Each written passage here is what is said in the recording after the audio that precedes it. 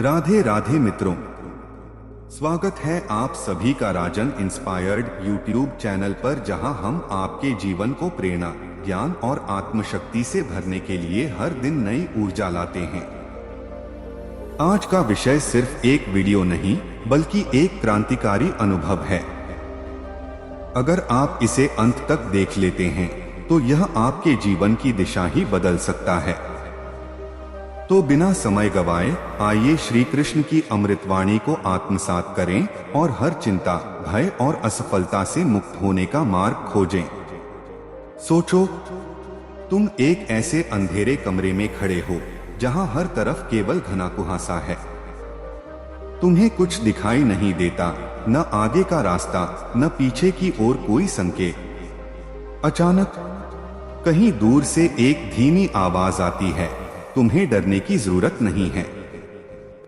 लेकिन तुम्हारा मन सवालों से भरा है।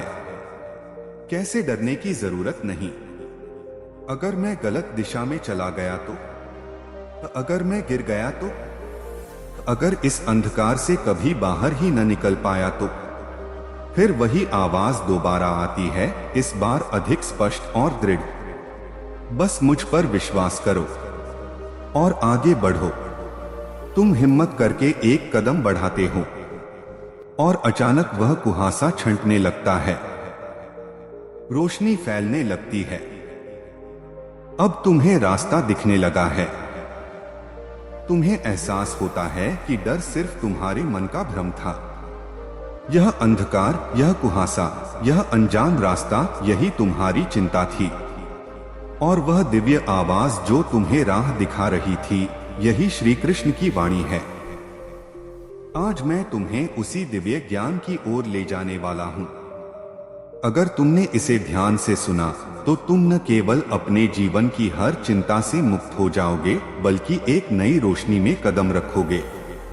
तो शांत हो जाओ और श्री कृष्ण की अमृतवाणी को आत्मसात करने के लिए तैयार हो जाओ। श्री कृष्ण की वाणी जीवन को संवारने वाली है। यह केवल एक धार्मिक उपदेश नहीं बल्कि जीवन का वास्तविक सत्य है। अगर हम इसे अपने जीवन में उतार लें तो हम हर चिंता, भय और दुहक से मुक्त हो सकते हैं। चिंता क्यों करते हो? क्या तुम्हें अपनी भविष्य की चिंता है? क्या तुम्हें असफलता का डर सता रहा है? क्या तुम इस बात को लेकर व्याकुल हो कि तुम्हें मनचाहा परिणाम मिलेगा या नहीं? अगर हां तो शांत हो जाओ। श्री कृष्ण का संदेश यही है, चिंता मत करो, अपने कर्तव्य पर ध्यान दो, परिणाम स्वयं तुम्हारे पास आएगा। अब इसे गहराई से समझते हैं। एक, चिंता क्यों नहीं करनी चाहिए? पहली बात, जो चीज हमारे नियंत्रण में नहीं है उसके बारे में चिंता करने से क्या लाभ? दूसरी बात, हम जिस चीज को लेकर चिंता करते हैं वह अक्सर एक भ्रम होता है। क्या वास्तव में कोई चीज स्थायी है? हमारा शरीर, हमारी संपत्ति, हमारा मान सम्मान, सब कुछ नश्वर है। जो आज है वह कल नहीं रहेगा। लेकिन फिर भी हम इन्हीं चीजों के खोने का डर रखते हैं। गहरी सच्चाई, तुम सोचो, क्या तुम्हें कल की चिंता थी? शायद हां। और आज जो कल की चिंता थी वह या तो हल हो गई या बेकार साबित हुई। इसका मतलब यह है कि आज की चिंता भी कुछ समय बाद खोखली लगने वाली है। परिवर्तन ही संसार का नियम है। जो आया है वह जाएगा, जो मिला है वह छूटेगा। अगर यह सत्य है तो चिंता क्यों? चिंता की जड़ क्या है? अज्ञान। हम यह नहीं समझ पाते कि जीवन में कुछ भी स्थायी नहीं है। आसक्ति, हम हर चीज को अपने साथ बनाए रखना चाहते हैं। भविष्य का भय, हम हमेशा यह सोचते हैं कि हमारे साथ क्या होगा।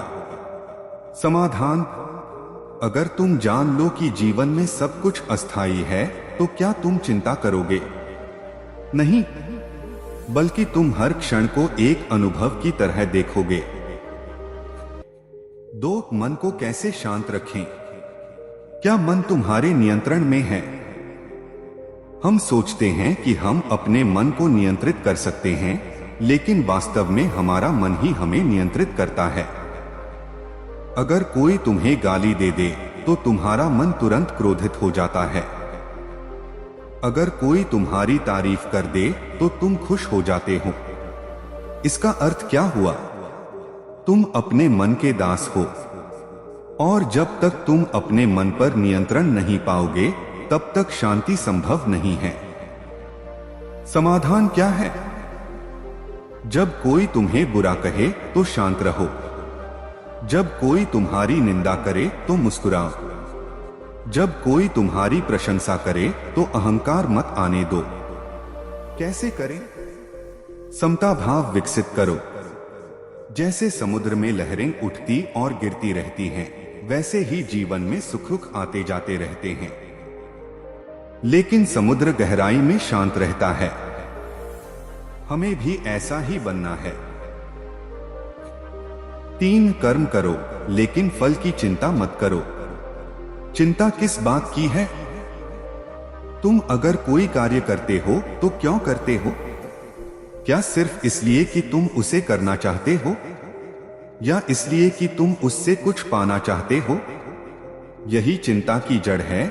हम फल के पीछे भागते हैं, कर्म के पीछे नहीं। समस्या कहाँ है? अगर हम कोई काम करते हैं और उसका परिणाम वैसा नहीं मिलता जैसा हम चाहते थे, तो हम दुखी हो जाते हैं। समाधान क्या है?